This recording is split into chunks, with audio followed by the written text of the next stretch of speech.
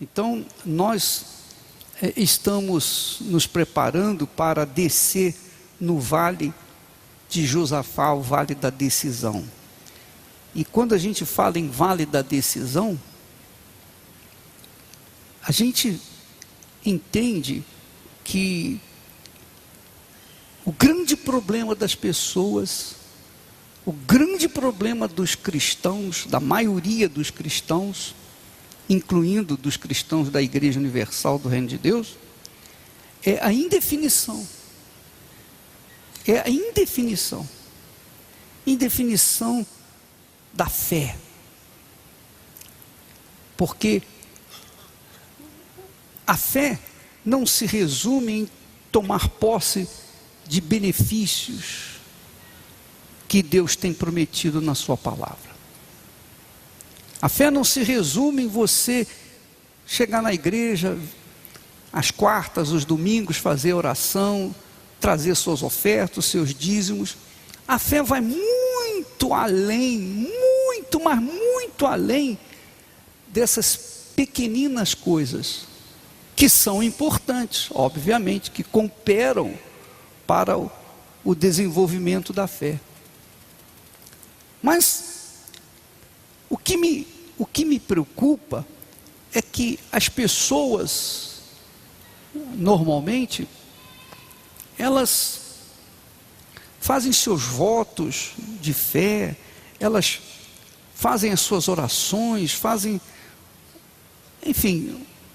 o que elas acham que devem fazer e pensam que Deus fica na obrigação de corresponder. Quando na realidade, a maioria das pessoas, eu digo a maioria, e eu falo isso com muito pesar, com muita tristeza, porque às vezes a gente fica angustiado, que é uma angústia que nós sentimos, tal e qual Paulo fala com respeito ao novo nascimento, ao batismo com o Espírito Santo, que tinha que acontecer imediatamente.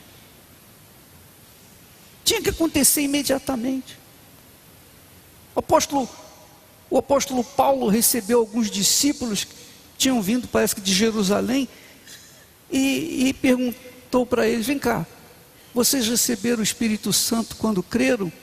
Espírito Santo? Quem é Espírito Santo? Não sabiam do Espírito Santo. Então Paulo falou: não, tem Espírito Santo sim. Naquele momento, ele impôs as mãos, eles receberam o Espírito Santo na hora. Foram batizados do Espírito Santo na hora. Jesus disse assim: quem tem sede, venha a mim e beba. Quer dizer, quem tem sede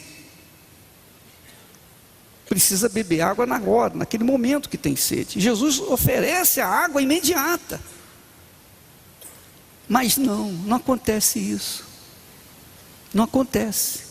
A pessoa faz corrente, leva tempo, faz orações, recebe orações, é aconselhada, a gente procura tirar dúvidas, os pastores atendem, tira uma dúvida hoje, amanhã traz outra dúvida, e depois outra dúvida, e ficam assim, e a coisa demora. É como Paulo falou mesmo, é um parto, até que Cristo seja formado em vós. Então, nós estamos vivendo nos últimos tempos, nós estamos vivendo nos últimos dias, digamos assim.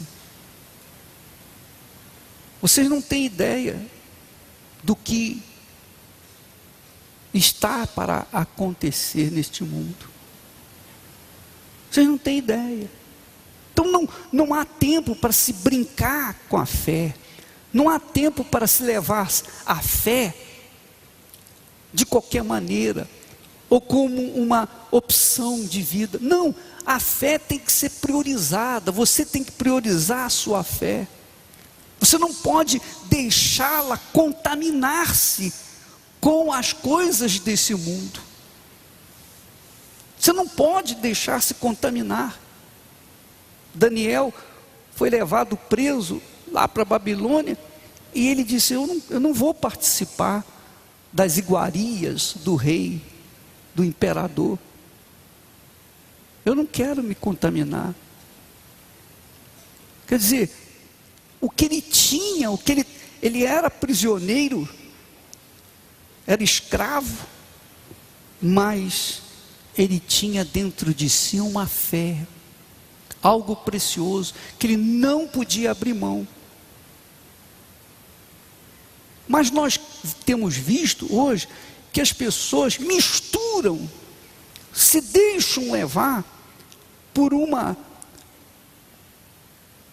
desejo de conquista, por uma ansiedade pessoal, elas deixam-se levar pela mentira, mas com fé em Jesus, com fé na verdade, mas agindo com mentiras, com mentirinhas, com enganos.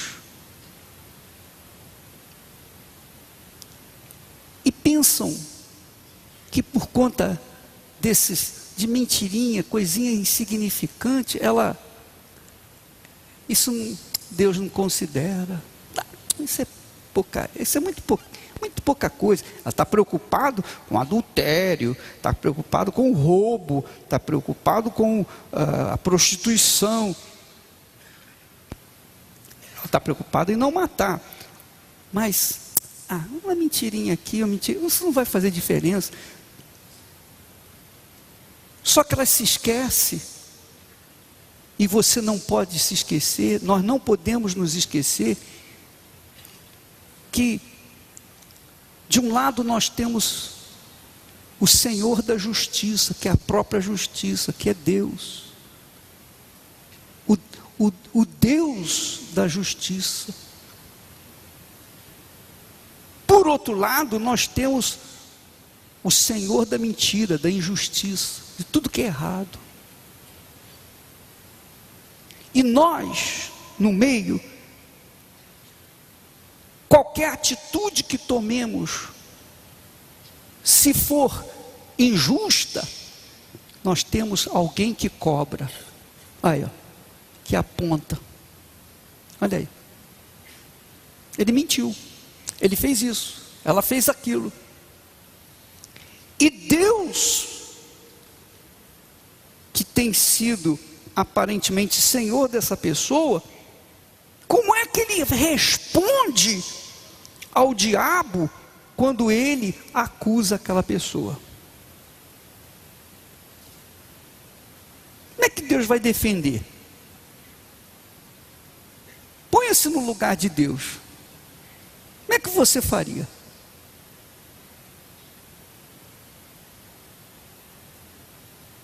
Então essa é a situação. As pessoas brincam, jogam com a fé, e não estão dando a importância que ela tem, porque é essa fé que vai levá-la ou levá-lo à eternidade com Deus. E se essa fé que você tem for misturada com mentiras, com enganos, ela não combina. A fé não combina com o que é injusto. A fé não combina com o que é podre, com o que é sujo, com o que é errado. Não existe química entre a verdadeira fé que Deus colocou no seu coração, porque esse é um tesouro que você recebeu. É um tesouro que nós temos. Esse tesouro não combina com a mentira. A mentira é do diabo. O diabo é o pai da mentira. E quem se sujeita a uma mentira pequena, se sujeita também, ou está sujeito também a uma mentira o quê? Grande. E quem mente é capaz de roubar, de adulterar, é capaz de matar, é capaz de fazer qualquer outra coisa. Então, esse conceito de falar a verdade, de viver a verdade, faz parte do caráter, muito mais daqueles que são cristãos, ou que dizem ser cristãos. Se você é essa pessoa que falha nessas coisinhas, com que direito você tem de chegar diante de Deus? Ó Senhor, eu vim aqui no vale da decisão, eu vim aqui, não aceito essa injustiça. Com que direito você pode cobrar de Deus alguma coisa?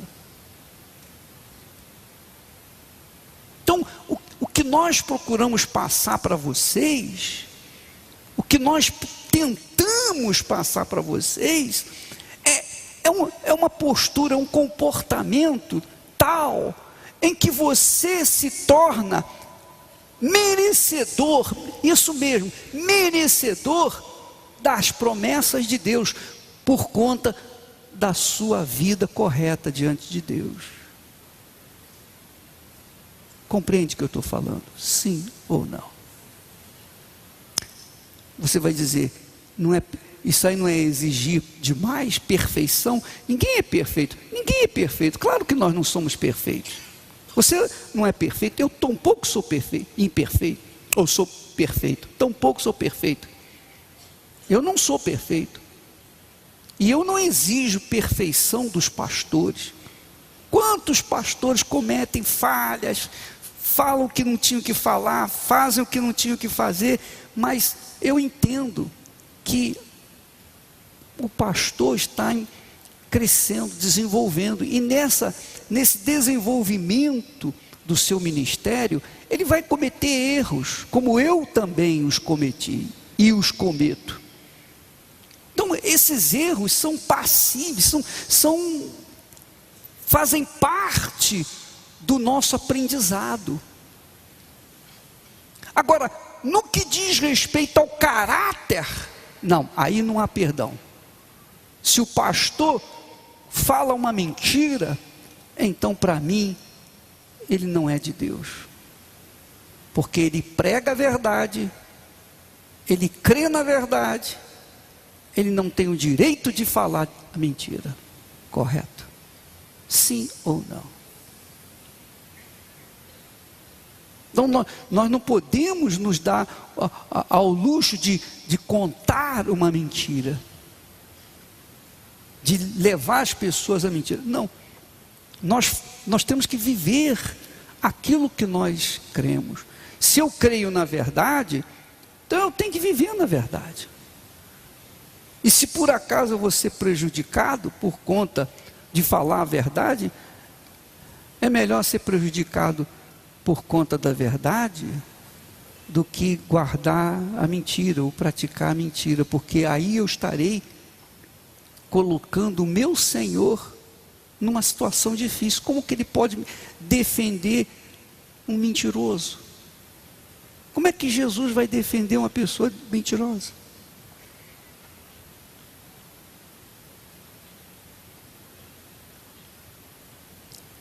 Uma coisinha pequena, é um detalhezinho,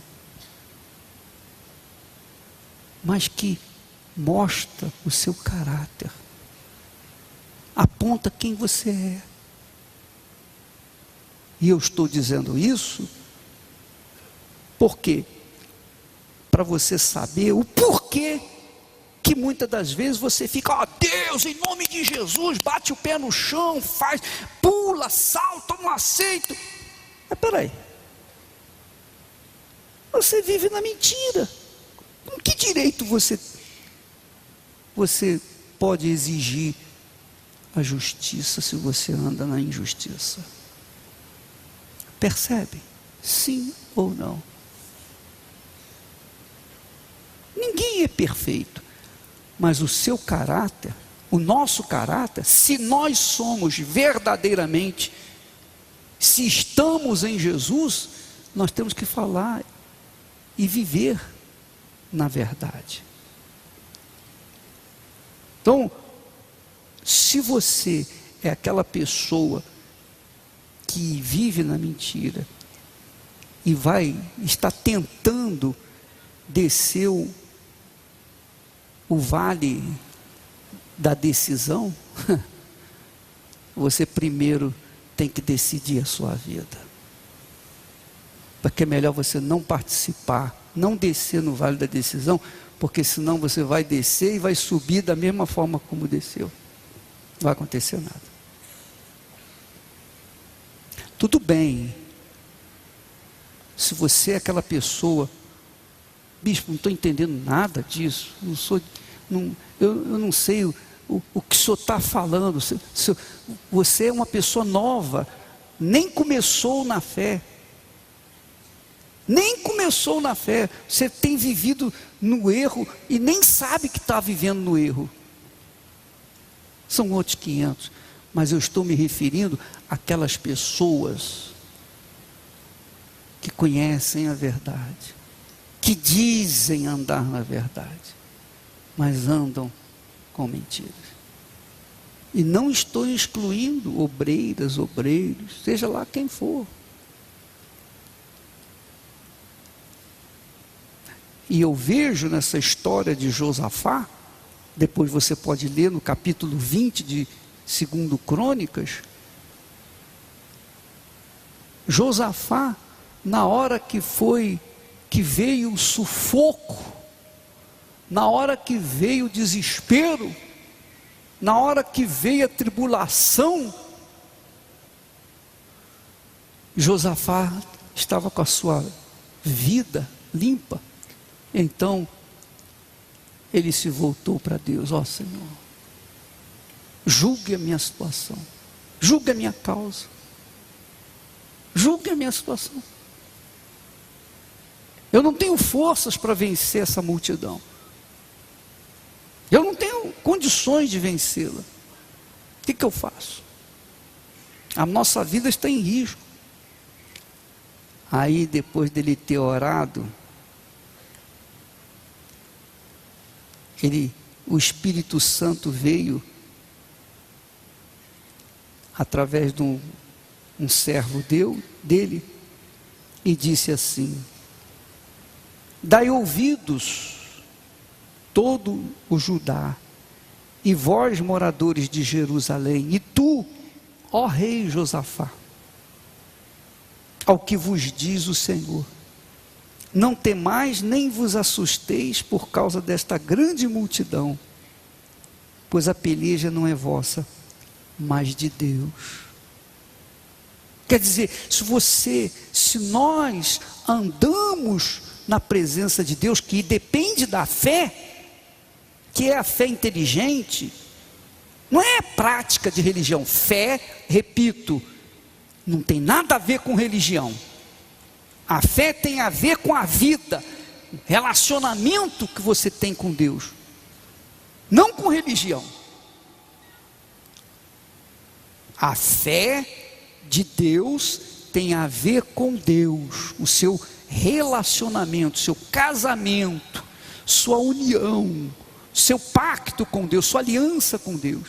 Se você está andando na fé, vivendo em comunhão com Deus correto, você está limpo, sua consciência não lhe acusa de nada, e vêm os seus inimigos ferozes, maiores, mais fortes do que você, para lhe destruir, então você invoca a Deus, e Deus, na obrigação que Ele tem para com você, Ele vai lhe ajudar, conforme Ele disse aqui: essa peleja não é sua, mas é minha. Quer dizer, Deus toma o seu problema para Ele, para defendê-lo.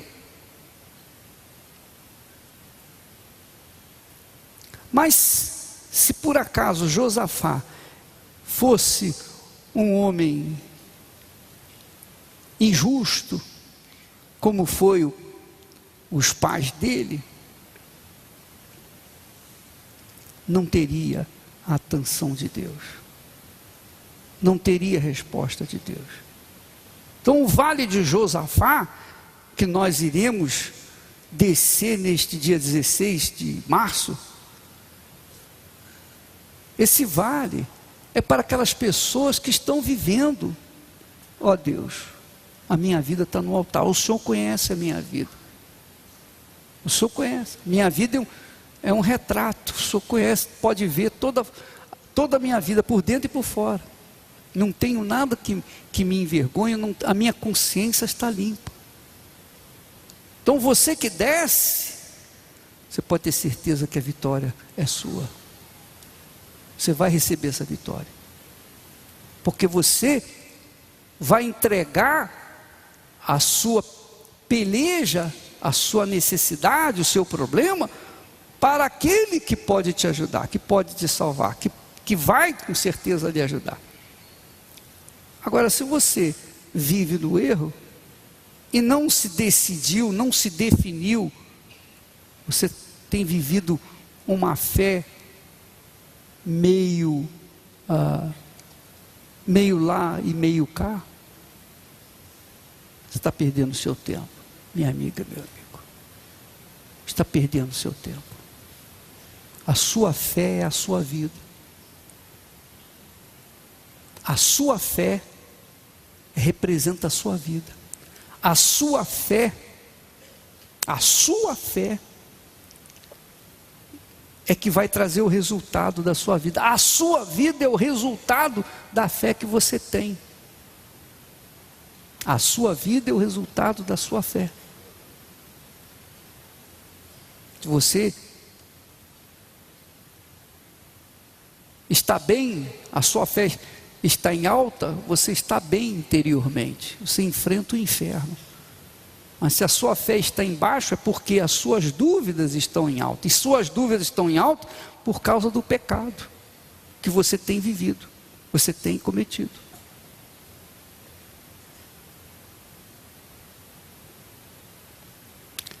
Eu queria que você pensasse bem a respeito da sua situação diante de Deus. Imagine que Jesus voltasse agora. Imagine que Ele viesse neste momento. Você tem certeza da sua salvação? Imagine que você morresse hoje. Você tem certeza para onde vai? Para onde vai a sua alma? Eu estava conversando com a médica e uma enfermeira, e eu estava falando a respeito de como muitas pessoas, como as pessoas morrem, né? Como as pessoas partem daqui da eternidade. Eu nunca vi uma pessoa morrer assim, nunca vi, mas eu tenho conhecimento bíblico e eu tenho ouvido relatos com respeito à morte. O que eu sei a respeito da morte, e a doutora me ouviu e também a enfermeira, o que eu sei é o seguinte: quando a pessoa não é salva, a morte dela é cruel, a morte dela é um inferno, os últimos momentos dela são um inferno na vida dela, porque ela vê a sua alma sendo arrancada do corpo e tomada pelo diabo, pelos espíritos imundos, porque assim como aqueles que são de Deus, ao morrerem, eles são visitados pelo Espírito, pelos anjos, 2 anjos vêm buscar a alma deles. Também quando o incrédulo morre, 2 ou mais demônios vêm buscar a alma deles. Então com a aproximação da morte, quando a pessoa é de Deus, ela parte com um sorriso nos lábios, porque ela vê os anjos. Ela vê os anjos que que vem buscá-la. Então a morte dela, a saída dela do corpo é sublime, é algo, digamos assim, divino.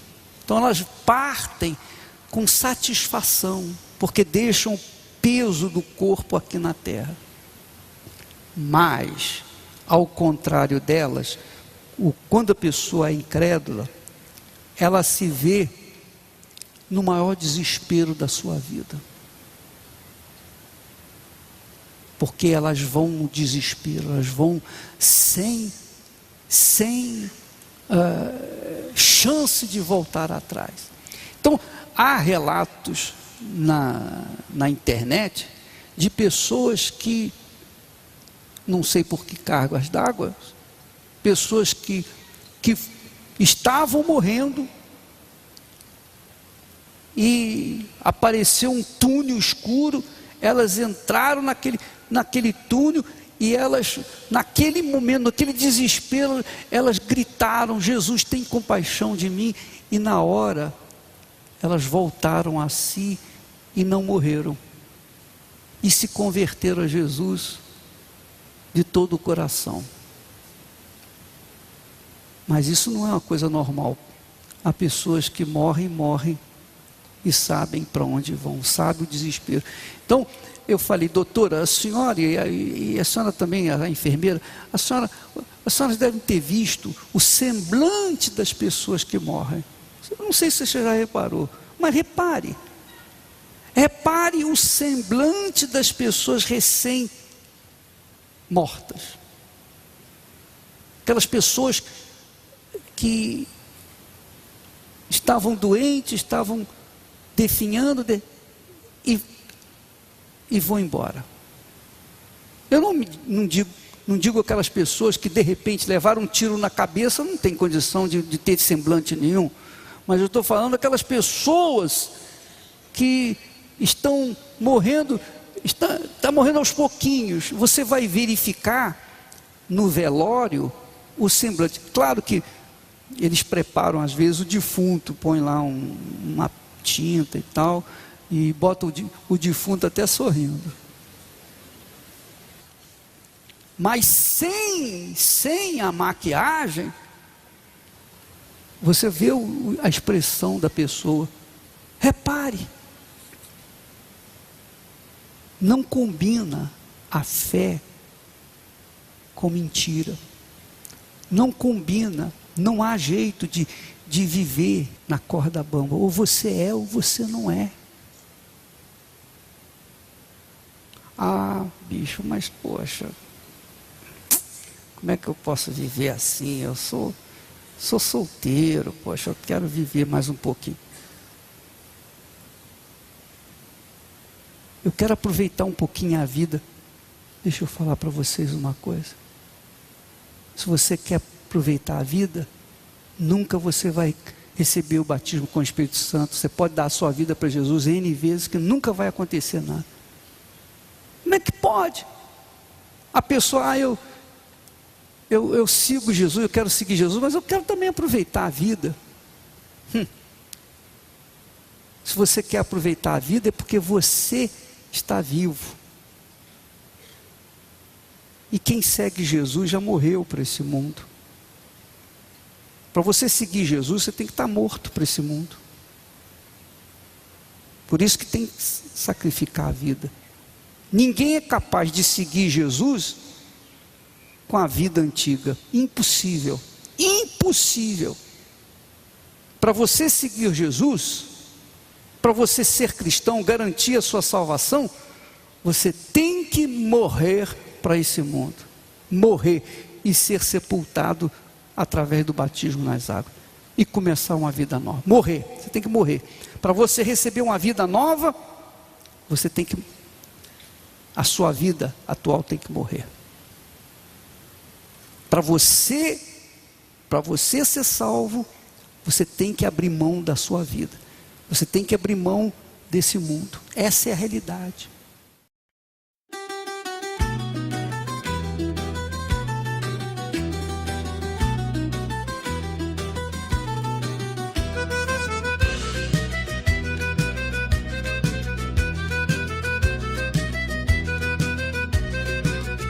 Sotto la luna cammino piano, con le scarpe vecchie di papà, strada parra, lo cori canta, e ti penso mentre va. Sotto la luna cammino piano, con le scarpe vecchie di papà, strada parra, lo cori canta, e ti penso mentre va. A nonna spanna i panni fuori, culo soli che struscia l'aria, o pane caldo sopra la pietra e l'odore di casa mia. Vento di casa, portami a tia, tra le mura du paese mia. Se tu mi chiami, torno con tutto, chianta un limone, ti dugno lo frutto.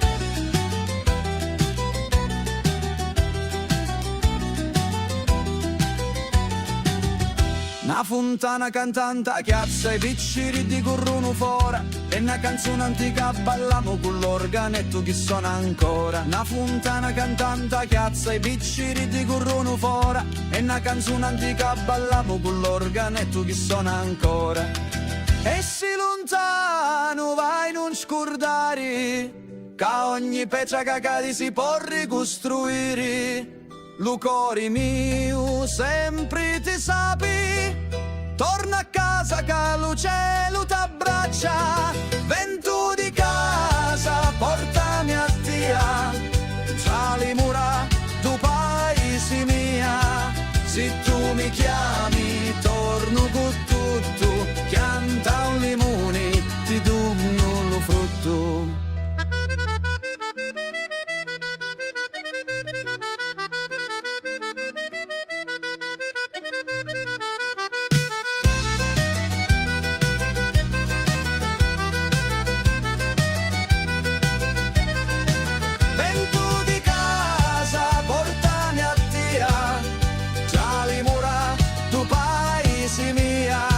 Se tu mi chiami, torno